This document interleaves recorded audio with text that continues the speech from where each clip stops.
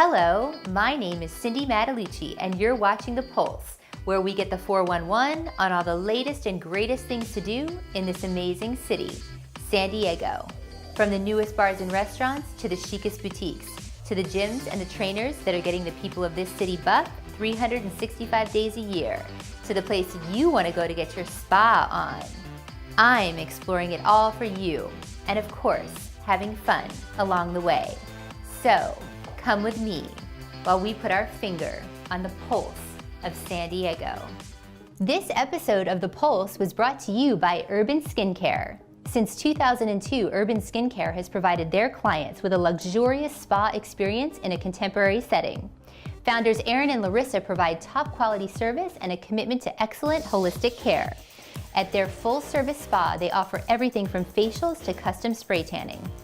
For more information on Urban Skincare, you can go to urbanskincare.com. On today's episode, we're on location at Kendra Scott in Fashion Valley Mall to show you how you can create a custom piece of jewelry at their color bar. We sit down in studio with American Gladiator star Dan Nitro Clark and talk to him about his new book, F Dying. We end our show on location at the Women's Museum in Liberty Station, where we host a night of women authors and celebrate women writers. We are obsessed with Kendra Scott and their amazing jewelry. There is literally something there for everyone. We talked to store manager Olivia Krause about their line and their custom color bar. Check this out.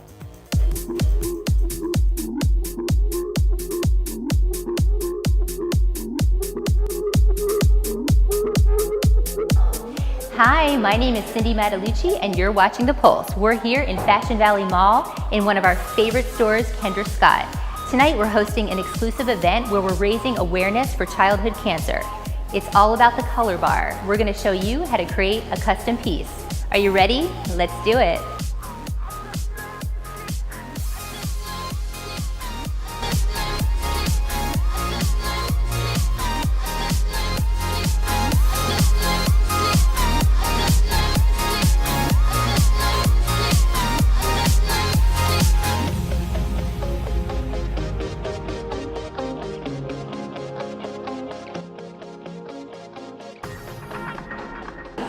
I'm here with store manager Olivia Krause. How are you? I'm good, Cindy. How are you? I'm so excited to be here. One of my absolute favorite stores. What I love about you guys is there's something for everybody. I mean, from $50 to something more high end. Anyone can come in this store and absolutely feel like they can take something home. Absolutely. Everyone from my niece all the way up to my grandmother absolutely love Kendra Scott.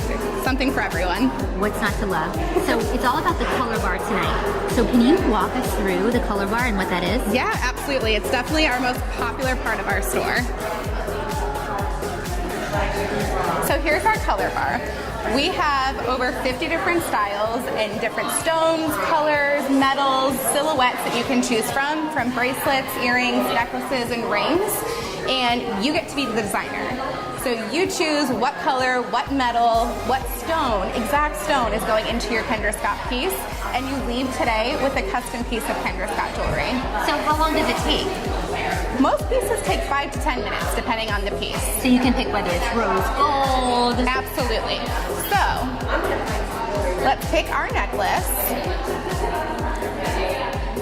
We will pick our stone. What's your favorite color, Cindy? Pink. I knew it. So we'll do pink stone. I love that. And then pick a metal. Okay, so let's do gunmetal. So we have gunmetal right here. So that's a very edgy, bold choice. I love it. And so you'll see exactly what it'll look like. And prices range from about $50 all the way up to $120. Oh, that's reasonable. So reasonable. I mean, like a perfect Mother's Day gift. Absolutely. And you get to be the designer. All right, well, we're going to show you people actually at the color bar.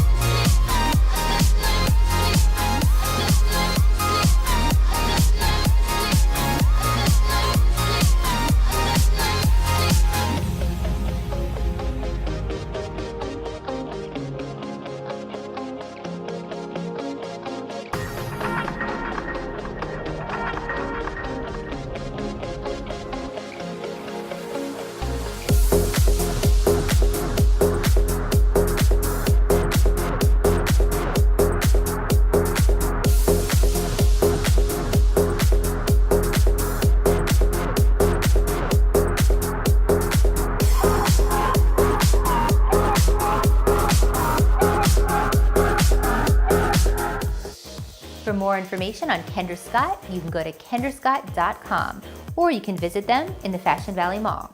When we come back, we're in studio with Dan Nitro Clark. Stay tuned.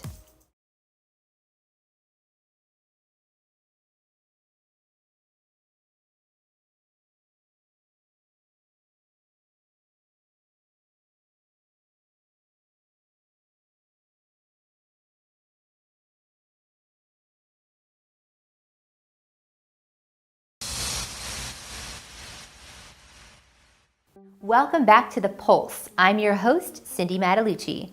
The last time that we spoke with Dan Nitro Clark, it was 6 months before he had a heart attack, which changed his life forever.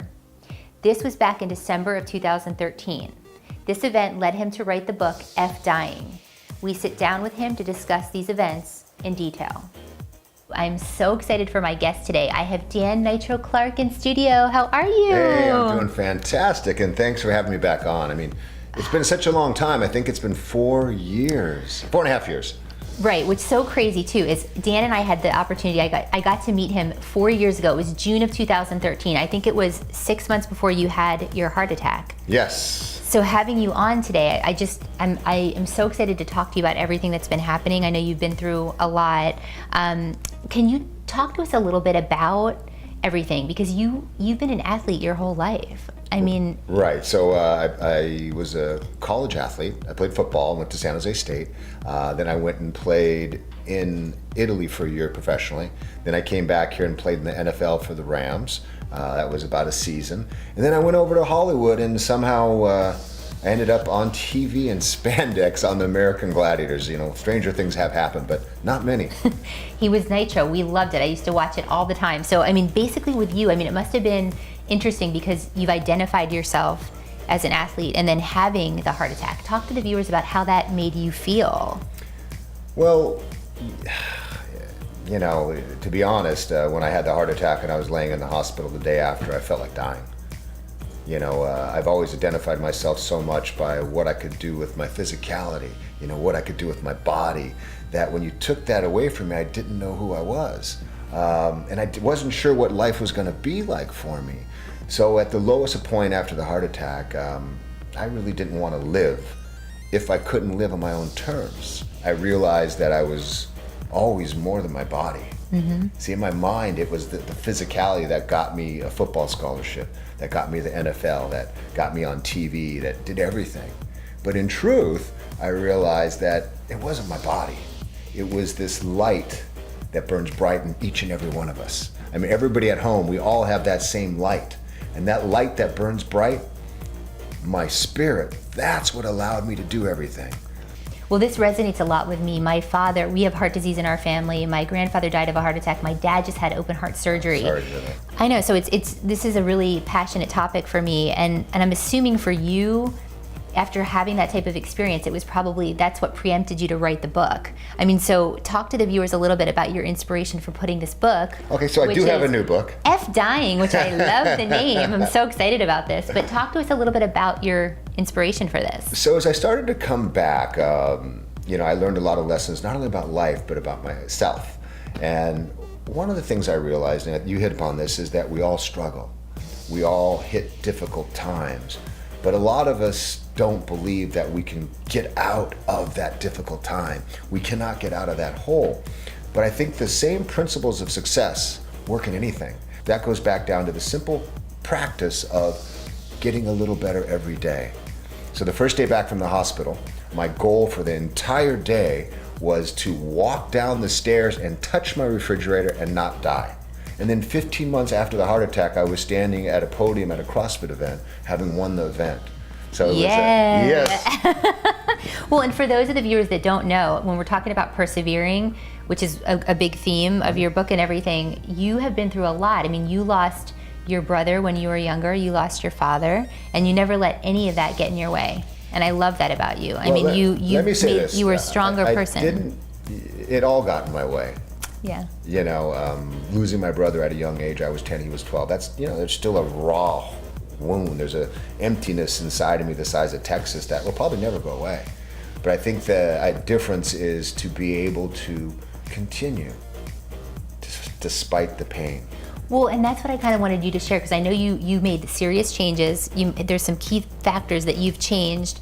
Can you talk to the viewers about some of the things that you've implemented that maybe that they could implement on their daily life? Yes. So I have a couple practices I do now that are different. So as I was talking about before, I used to save feeling good, and I used to save feeling successful to the big things in life.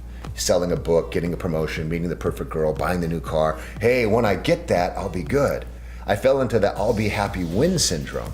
So I have a practice now where I call it putting deposits into my happiness bank. Oh, that's awesome. So each day I try to find three things that make me happy, and I take a moment to acknowledge it. Let's tell the viewers, because I know we have to get going soon, but let's talk about where they can find this book. I was so excited about getting my new book into people's hands.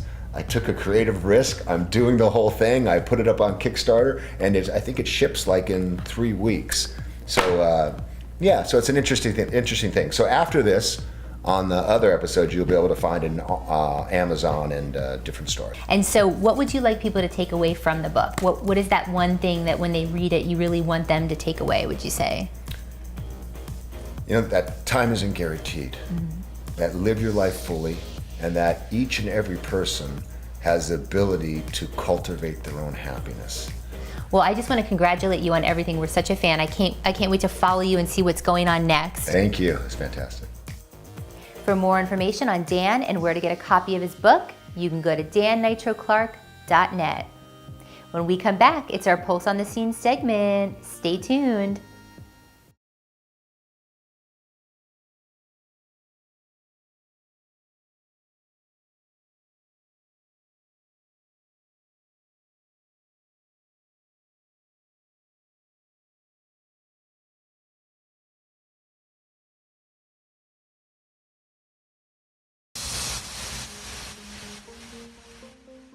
Now it's time for our Pulse on the Scene segment, where we take you inside the best events in San Diego and nationwide. From the philanthropic to the star-studded red carpets, we give you an exclusive sneak peek of these fabulous events. On today's episode, we are at San Diego Comic-Con 2017, bringing you all the scoop and all the fun. We talked to Stephen Moyer about his new show, The Gifted, which is airing on Fox. Hi, I'm Cindy Mattalucci, and you're watching The Pulse. We are here for the premiere of The Gifted with Stephen Moyer, and we're going to take you inside. Are you ready? Let's do it. I love you. I'm just so excited. I'm so excited to have you on TV, Hello. watching you again, because I have serious Bill withdrawals. Oh, lovely old Bill. So talk to us about Reed, the character. Pretty cool. Yeah, he's great. It's really great for me because I was looking for something that wasn't necessarily genre-led. I'd been, when this came along and I realized that it was a character that didn't have superpowers and that he's one of the only ones who doesn't, it's kind of great. I've always been interested in my own watching or reading of stuff. I've always been interested in characters who something amazing happens to them and how they react to situations. So I love ordinary people doing extraordinary things, and that is, he is led into this situation where he has to choose between his kids, and this life that he's built up over the last 25 years, and which is affluent and a beautiful house and a beautiful wife and 2 kids and cars, and he has to turn his back on all that and go on the run, but he does it all for the right reasons, and then I'm sure that we will see down the line that he will start questioning how he ever got into that situation in the first place. Well, and you have twins, so did that bring anything to this role for you? Well, I do have twins, but really it's been more interesting. So my 2 older kids, my 2 twins are 4, so obviously they relate to it because I'm a father, but I've got 2 older kids who are 15 and 17, and my 2 kids in the show are 15 and 17. Oh my gosh. So it's been really interesting because they're not dissimilar from these 2 characters, and I was just saying that I would love for when my kids are having a hard time at school or there's some horrible bully or whatever, I'd love for them to be able to just get some kind of mutant power and fight back, Well, thank you so much. Congratulations. Thank you. We Lovely to see you. appreciate it. Yay, All right. thank you. Thanks, guys. For more information on Comic-Con, you can go to comic-con.org. Don't touch that remote, because when we come back, we're on location at the Women's Museum in Liberty Station.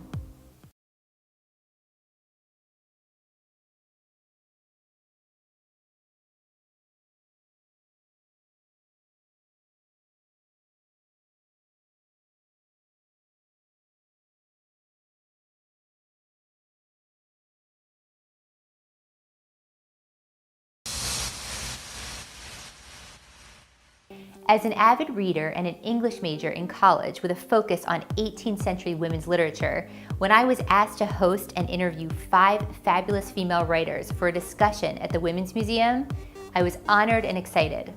These ladies are talking everything from Hiroshima to being your own cheerleader. We take you inside.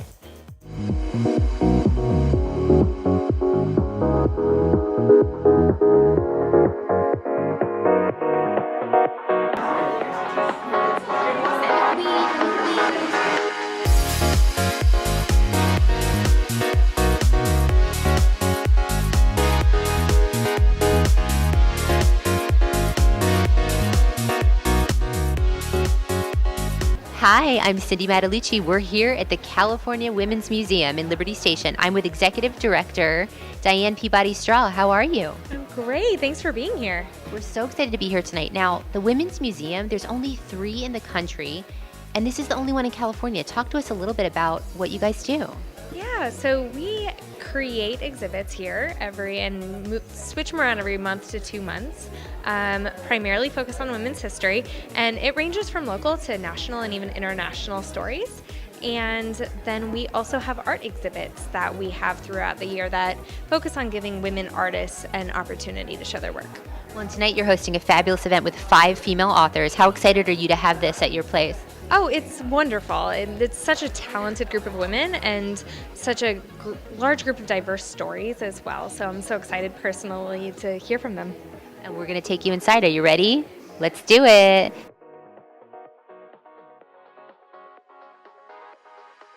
So I'm here with Allie Laprete, author of You Got This. How are you? I'm great. What inspired you for this book, and give us the scoop on it? I always sort of felt that everybody is not really rising to their full potential the way I feel like they are. And everyone always says that I'm kind of their cheerleader on the radio. I really believe in people, even in some ways more than they believe in themselves. So this book is my gift to everyone to learn how to be your own cheerleader. So what do you think the viewers and the readers can take away from your book? Well, I hope that you come away with a sense of empowerment and a sense that you really got this, that you really can do anything. And I hope you feel less overwhelmed, less anxious-ridden, more joyful, and more fulfilled.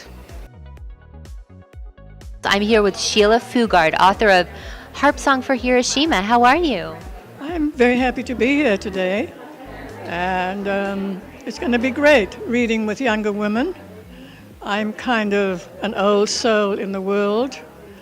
I've taken the somber opportunity of writing poems about Hiroshima, but I lived in South Africa and my house was searched and I went through a lot of difficulties, and I was very close to the writings of Hiroshima at that time, and I suddenly felt that was something I could write about. So the poems I'm reading I wrote when I was probably 35, but the poems still have value. They still speak to us today. We're dealing with North Korea, and we have to get some common sense into the whole arsenal of nuclear weapons. So I think the book has some validity. I would hope some importance. I'm here with the fabulous Dr. Carol Soloway, from the author of the book Sex Happens. How are you? Excellent. I'm so excited to talk to you. First of all, talk to us about your book, Sex Happens. Sex Happens, as gut-wrenching as Eat, Pray, Love, and because it's not autobiographical, as titillating as 50 Shades. Oh my gosh, I'm intrigued already. So what do you hope the readers will take away from your book? If anybody has ever been disappointed, maybe even devastated by love, I'm hoping they will feel empowered by this journey. So I'm here with the fabulous Sue Williams. How are you? I'm doing really well, thank you. Thank you for having me. It's an honor to be here. We're so excited to talk about your book. I know that there's 2 books that we're going to be talking about tonight, but Anne's Secret Legacy was the start of everything. It was. It wasn't actually, I didn't start there. I actually started with the book that I'm doing now. After like 200,000 pages of research, I came up with a character called Anna, who was one of the first PhDs in molecular biology from Oxford University. She discovers a molecular secret from sulfur water that can restore a damaged cell, so it could cure Alzheimer's, cancer, germ warfare. So that started the whole research on it. And then, of course, it's a love story as well. She falls in love with a U.S. Navy pilot that goes to Copenhagen. That's really the prequel. The sequel now is called Mackenzie's Secret. And this is now the chateau that Anna hid in that was requisitioned by the Gestapo is now an all-girls school in Paris.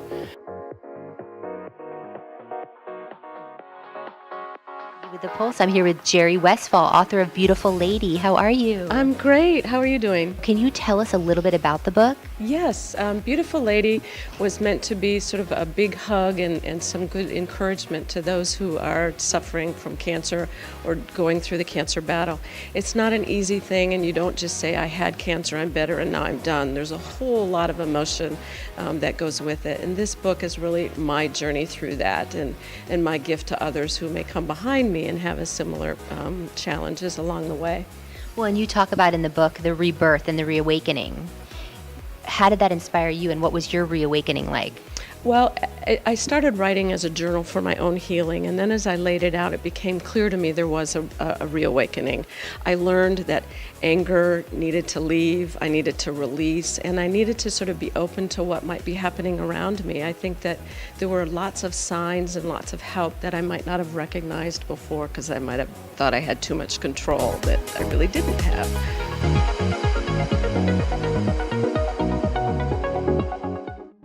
For more information on these writers and where to find their books, you can go to our website, thepulsesd.com. If you have a story for us, contact us at The Pulse SD on social media or on our website. That's going to do it for today's episode. We'll see you next time when we put our finger on the pulse of San Diego.